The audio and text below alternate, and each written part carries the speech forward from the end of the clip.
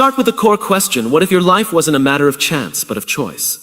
We often wake up thinking the day will be shaped by circumstances beyond our control. Traffic, the weather, other people's moods, or the luck of opportunity. But what if the real architecture of your life is not built by random events, but by deliberate design? This question isn't about optimism or pessimism. It's about agency. The ability to take ownership of what truly lies in your hands.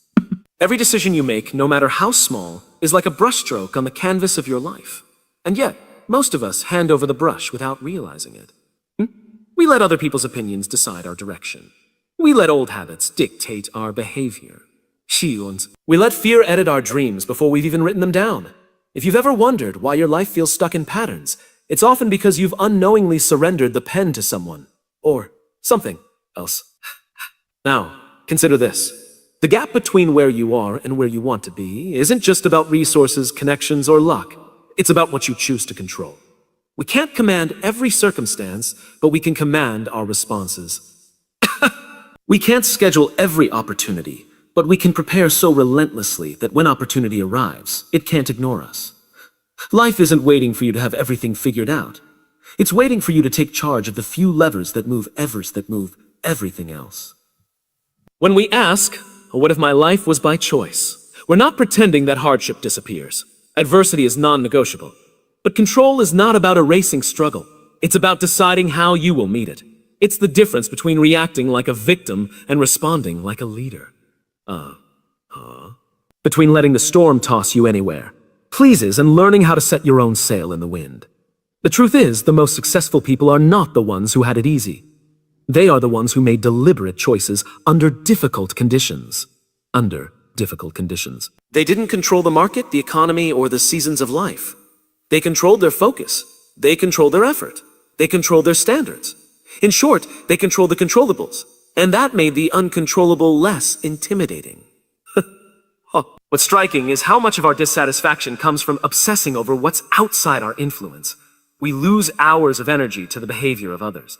The headlines we can't rewrite. The past we can't edit. And while we're busy worrying about those things, the real levers of change, our mindset, our actions, our environment, sit untouched, waiting for us to engage with them. Taking responsibility for your life is not about taking blame for everything that happens. It's about claiming the ability to influence what happens next. That power is quiet. It doesn't announce itself with fireworks. It shows up in the choice to speak when it's easier to stay silent. To persist when it's easier to quit. To act when it's easier to wait for permission. The moment you see life as a series of choices instead of a chain of accidents, you start to see where the real power lies. You begin to see that transformation isn't a mysterious lightning strike. It's the accumulation of moments where you chose direction over drift, ownership over excuse, and intention over autopilot. Mindset shapes reality. The way you see the world is the way you experience it. Two people can live through the exact same moment, yet walk away with completely different interpretations. One sees an opportunity, the other sees a dead end. This isn't about who's a right or a wrong. It's about the lens through which you interpret events. That lens is your mindset, and it shapes the reality you live in more than the events themselves ever could. Your brain is constantly filtering the flood of information around you and decides what to notice, what to ignore, and what meaning to attach. If your mindset is wired to look for problems, you'll find them in abundance. If it's wired to look for possibilities, you'll see pathways where others only see walls. In other words, your mindset acts like a compass, pointing you toward either growth or stagnation before you've even taken the first step. Many people assume mindset is a personality trait, fixed and unchangeable, but mindset is more like a muscle. It strengthens or weakens depending on how often you use it. You can train yourself to reframe challenges as lessons, failures as feedback, and uncertainty as a place for creativity. This is not blind positivity. It's strategic perception. It's choosing to give your attention to what moves you forward rather than what holds you down. What's often overlooked is how mindset affects your behavior. If you believe something is possible, you approach it with energy and persistence. If you believe it's doomed to fail, you barely try, or worse, you sabotage yourself before you even begin. Your actions follow your beliefs like a shadow follows your body. That means the quickest way to change your behavior is often to change the story you're telling yourself. A fixed mindset tells you that your abilities are set in stone. You're either good at something or you're not. A growth mindset, on the other hand, tells you that abilities can be developed through effort, learning, and resilience. This simple shift changes the way you approach every setback. Instead of asking, why did this happen to me? You begin asking, what can I learn from this? That question alone can turn obstacles into stepping stones. Your mindset doesn't just affect you, it ripples into every environment you enter. A leader who believes in potential creates teams that take risks and innovate. A leader who fears failure creates teams that play it safe and stagnate. Even in personal relationships, your mindset dictates whether you see conflict as a threat to avoid or a bridge to deeper understanding. The way you think becomes the atmosphere you breathe and share. It's also worth noticing how mindset shapes your physical reality. Stress, for example, isn't just a reaction to external events. It's magnified or reduced by the way you interpret those events. Optimistic mindsets have been linked to better health outcomes, not because life becomes easier, but because perception changes the body's response to difficulty. Your internal narrative doesn't just live in your head. It lives in your body. Mindset is not magic. It won't remove every obstacle from your path, but it will determine whether you see that path as a battlefield or a training ground. And once that shift happens, reality begins to bend in the direction of your perspective. Your time is your most valuable currency. Time is the one currency you can never earn back. You can lose money and rebuild it. You can lose energy and recover it. But every hour that passes is gone forever, spent on something, whether you chose it or not. The question isn't whether you're spending time. It's whether you're spending it on the things that truly matter. We often treat time like it's infinite, acting as if there will always be more of it later. That's why distractions feel harmless and procrastination feels safe. Until we realize we've traded away weeks, months, or years to things that don't move us forward. It's easy to underestimate the cost of small daily leaks of time, but compounded over years, they drain more potential than any single setback ever could. When you start seeing time as currency, your choices begin to sharpen. Suddenly, the meeting without a clear purpose feels expensive. The habit of checking your phone every few minutes feels costly. You begin to ask a different question before committing to anything. Is this worth the hours of my life I'll never get back? One question can completely shift how you prioritize your day. What makes time even more valuable than money is its fixed supply. No matter your age, wealth, or status, you wake up with the same 24 hours as everyone else. The difference is how you invest them. Some people use those hours to build, create, and connect. Others spend them reacting, scrolling, or waiting for the right time to start. The clock doesn't pause for either group. It moves forward without judgment. Protecting your time requires boundaries, and boundaries require courage. It's not always easy to say no to invitations, requests, or obligations that pull you away from your priorities. But every assert to something unimportant is a silent and no to something essential. Choosing where your time goes is one of the most powerful and most uncomfortable forms of self-respect. Time also has a compounding effect, much like interest in a bank account. Small, consistent investments of time toward a meaningful goal produce exponential results over the years. 10 minutes a day writing can produce a book. 30 minutes of daily exercise can transform your health. But the opposite is also true. Small daily wastes of time compound into large losses of opportunity. It's important to remember that how you spend your time sends a message about what you value. If your schedule is filled with tasks you resent, your life begins to reflect obligations instead of intentions. Aligning your calendar with your true priorities doesn't just improve productivity, it restores a sense of meaning to your days. You start living by design rather than by default. The real challenge isn't finding more time. It's becoming more intentional with the time you already have. Every day is a withdrawal from your life's account, and there are no refunds. Once you see time for what it is, the most precious currency you'll ever hold, you begin to treat every moment as an investment in the life you're creating. Control your energy, control your output. Your output is not determined by how many hours you work. It's determined by the quality of energy you bring to those hours. Two people can spend the same amount of time on a task, yet one finishes with excellence while the other struggles to complete the basics. The difference isn't effort alone. It's how effectively they manage and direct their energy. Energy is more than just physical stamina, while the other struggles to complete the basic. It's a blend of physical strength, mental clarity, and emotional stability.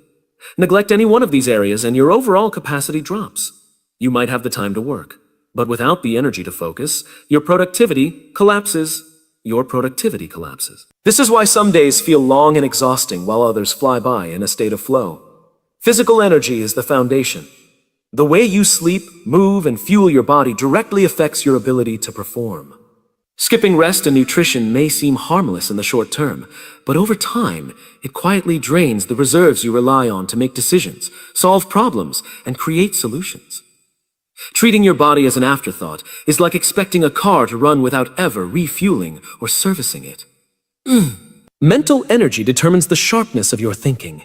Every distraction you allow, every decision you postpone, and every piece of unfinished work clutters your mental space. This is why simplifying routines, eliminating unnecessary choices, and taking intentional breaks can dramatically increase your capacity to focus. A rested mind works faster and makes fewer mistakes than a tired one ever could. Emotional energy shapes your resilience. Even with a strong body and sharp mind, constant negativity or unresolved stress can drain you faster than any physical task. Your emotional state influences how you interpret challenges and how quickly you recover from setbacks. Protecting your emotional energy might mean reducing exposure to toxic environments, practicing gratitude, or finding healthy outlets for stress. The key is realizing that energy management is not a luxury. It's a discipline. Just like a budget, you have a finite amount to spend each day. If you spend it all early on the wrong tasks or the wrong people, you'll have nothing left for what truly matters. High performers guard their energy as carefully as they guard their time. When your energy is balanced across physical, mental, and emotional dimensions, your output rises without necessarily increasing effort. The same hour becomes worth more because you're bringing your full capacity to it. Mastering your energy isn't about working harder. It's about working at your best. And when you learn to protect, replenish, and direct that energy with intention, the results you produce begin to feel less like a struggle and more like a natural extension of your full potential. Your circle determines your trajectory. The people you spend the most time with shape your thoughts, your habits, and ultimately, your future. You might believe you're making independent choices, but much of your behavior is unconsciously influenced by the values, ambitions, and expectations of those around you. Your circle doesn't just reflect who you are, it actively molds who you become. If you surround yourself with people who constantly complain, avoid challenges, and settle for mediocrity, you'll eventually begin to mirror that mindset. Not because you want to, but because human beings naturally adapt to the environments they inhabit. The reverse is also true. When you're around people who challenge you, encourage you, and push for excellence, you find yourself reaching for higher standards without even realizing it. Your circle sets the baseline for what's normal in your life. If ambition, learning, and growth are normal to the people closest to you, those things will feel natural for you as well. If laziness, blame, and negativity are the norm, breaking free from that pattern will feel like swimming upstream. The invisible expectations of your group become the boundaries of your own thinking. The influence of your circle goes beyond behavior. It shapes your self-belief. Encouraging people reflect back to you a version of yourself that's capable, resourceful, and worthy of opportunity. Discouraging people reflect back limitations, doubts, and fears. Over time, those reflections become the internal voice you carry with you into every decision. It's not just about removing negative influences. It's about intentionally seeking out those who inspire you to grow. This doesn't mean surrounding yourself only with people who agree with you. It means finding people who challenge your thinking, hold you accountable, and model the kind of life you want to live. Growth happens when you're around those who stretch your comfort zone. The quality of your circle is a mirror of your own standards. If you raise your expectations for yourself, you'll naturally gravitate toward people who match those expectations. The opposite is also true. Lower your standards, and you'll find yourself surrounded by people who reinforce complacency. The company you keep is both a symptom and a cause of your trajectory. Sometimes the hardest part is outgrowing relationships that no longer align with your vision. This isn't about arrogance or superiority. It's about recognizing that the path you want to take requires a different environment than the one you've been in. Protecting your future often means making difficult choices about who gets to influence it, who gets to use. Your circle can either accelerate your progress or quietly pull you off course. The trajectory of your life isn't determined by luck alone. It's shaped by the subtle, daily influence of the people you choose to keep close. Small daily choices compound into massive change transformation. Rarely comes from a single dramatic event. More often, it's the quiet accumulation of small, consistent decisions that reshape the course of your life. The choices you make every day may seem insignificant in the moment, but over time they build momentum, either toward the future you want or away from it. The human brain tends to undervalue small actions because we crave instant results. Skipping one workout doesn't make you unhealthy. Eating one healthy meal doesn't transform your body. Reading a few pages of a book doesn't make you an expert. But just as a river carves stone over centuries, small habits carve your identity and outcomes over years. Every choice has a ripple effect. Choosing to wake up 30 minutes earlier might give you time to plan your day, which leads to better decisions, which leads to greater progress. Conversely, choosing to hit snooze every day might lead to rushed mornings, reactive decisions, and a sense of falling behind before you've even begun. The initial choice is small, but the long-term impact is enormous. Compounding works in both directions. Positive habits build momentum toward growth, while negative habits quietly erode your potential. Spending 10 minutes daily learning a skill can make you an expert over a decade. Spending 10 minutes daily in distraction can leave you with nothing but regret over the same period. The principle is neutral. It rewards whatever you feed it. The key is consistency, not perfection. You don't have to make the right choice every single time. You just have to make it often enough that the trend moves in your favor. Small wins add up when you stack them day after day. And over time, they become the default behaviors that shape your identity. It's easy to overlook the power of these choices because the results aren't immediate. This is where patience becomes essential. You have to trust that the work you put in today is quietly building a future you can't yet see. The lag between action and visible result is where most people quit, which is why so few experience the full benefits of compounding. What you repeatedly choose in small moments determines what you have the capacity to choose in big ones. A person who has practiced discipline in small ways, like finishing tasks, showing up on time, or keeping promises, will have the strength to handle larger challenges when they arrive. Habits shape character, and character shapes destiny. Every massive change in history, every great personal transformation, every breakthrough in achievement can be traced back to small, repeated decisions that compounded over time. The smallest step, taken consistently, can alter the trajectory of your entire life. Discipline outweighs motivation. Motivation is fleeting. It's the spark that gets you started, but it burns out quickly when the work becomes hard, inconvenient, or boring. Discipline is different. It's the engine that keeps you moving long after the initial excitement fades. While motivation depends on how you feel, discipline depends on what you've decided. When you rely solely on motivation, your progress becomes inconsistent. You work hard on the days you feel inspired, but when that inspiration disappears, so does your effort. Discipline removes that dependency. It says, I'll do it because I said I would, regardless of mood, weather, or circumstance. This consistency is what separates those who achieve their goals from those who abandon them halfway. Discipline is built through repetition, not inspiration. Every time you choose action over excuse, you strengthen the habit of follow-through. Over time, those small acts of keeping your own word create a deep sense of self-trust. You stop asking yourself whether you feel like it, because the decision has already been made in advance. The most successful people don't wake up motivated every day. They wake up committed. They understand that feelings are unreliable, but discipline is dependable.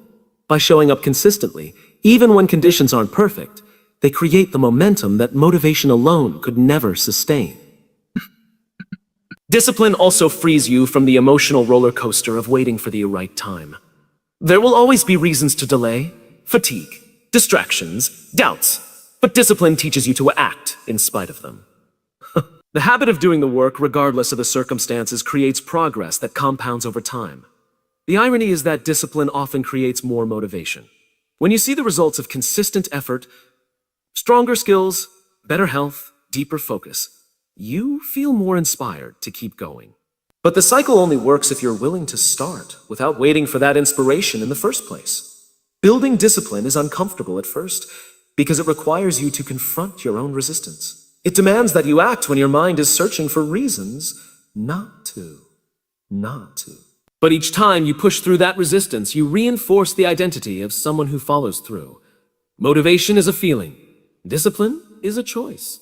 The first may get you moving, but the second will carry you across the finish line. And when discipline becomes part of who you are, success stops being a matter of chance and starts being a matter of time. Freedom comes from responsibility. We often think of freedom as the absence of constraints, the ability to do whatever we want, whenever we want, whenever we want, whenever we want. But real freedom doesn't come from escaping responsibility. It comes from embracing it. The moment you take full ownership of your choices, your results, and your direction, you stop being at the mercy of circumstances and start steering your own life. Responsibility is the recognition that no one is coming to save you. It's the understanding that while you can't control everything, you can control how you respond, what you focus on, and what you do next. This shift transforms you from a passenger into the driver. You stop waiting for permission and start creating opportunities. When you avoid responsibility, you trade short-term comfort for long-term limitation. Blaming others or external conditions might feel satisfying in the moment, but it locks you into a position where you have no power to change the outcome. Responsibility can feel heavy, but it's also the key that unlocks your ability to influence your own future. Taking responsibility doesn't mean taking the blame for things you didn't cause. It means accepting the role you can play in what happens next. It means asking, what can I do right now to improve this situation, instead of saying, this isn't my fault. That one shift changes frustration into action. The most liberated people are often the most responsible. They have the freedom to make choices because they have proven they can handle the consequences.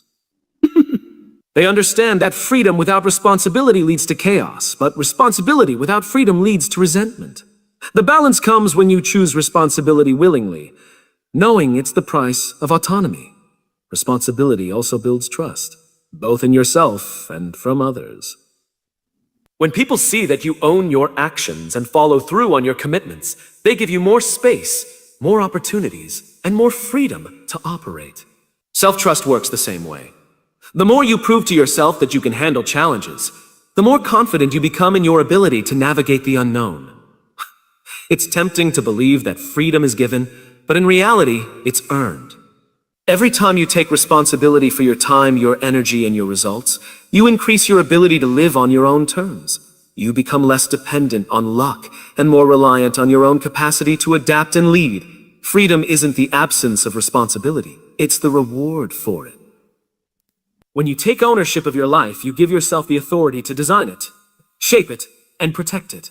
And that is the deepest form of freedom you can ever experience.